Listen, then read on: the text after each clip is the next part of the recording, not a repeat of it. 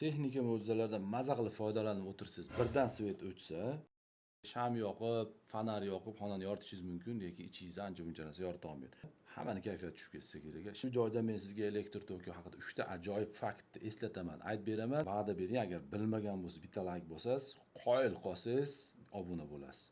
Birinchisi, bu elektr tokini biz kartoshka yoki ko'mir singari kelinglar qishga 2 oylik g'amlab zaxira qilib qo'yamiz deya olmaymiz ekan. Chunki elektr tokini katta hajmda saqlab qo'yishning iloji yo'q ekan. Masalan, dunyodagi eng katta elektr toki saqlaydigan joyda ham zaxirasi bitta shaharda 2 yo 3 soatni ta'minlaydigan tok bilan 1 kun, 2 kun haqida umuman gapirmasa ham bo'lar ekan. Shundan birinchidan kelib chiqadigan ikkinchi fakti, bu elektr tokini ishlab chiqarishiga srazu ishlatib yuborish kerak ekan. Ya'ni hozirgi zetkada turgan bizni tokimiz hozir bo'lsa 1 sekund farqi bilan yangi ishlab chiqarilgan svejiy tok ekan. Ishlab chiqarilgan tokni ishlatsangiz ishlatib yubordingiz, bo'lmasam isrof bo'lib bateriyaga ketar ekan. Elektr tokini butun shahar birdaniga ishlatmay qo'ysa ham elektr stansiyalar yonib portlab ketishi mumkin ekan.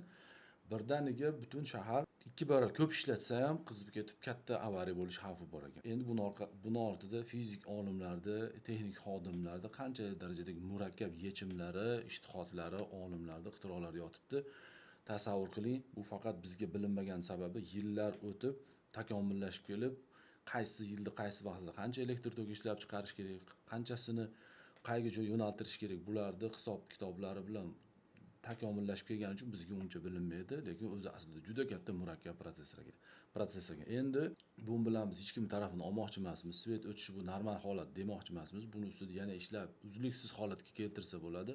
Bu videodan bizning maqsadimiz svet borida uni tejab, qadrlab, maza qilib ishlataylik, yo'g'ida kamroq kayfiyatimiz buzilsin. Texnika haqida yana ko'p foydali, qiziqarli videolarimiz ko'p. Obuna bo'ling. Keyin texnikani birgalikda o'rganamiz.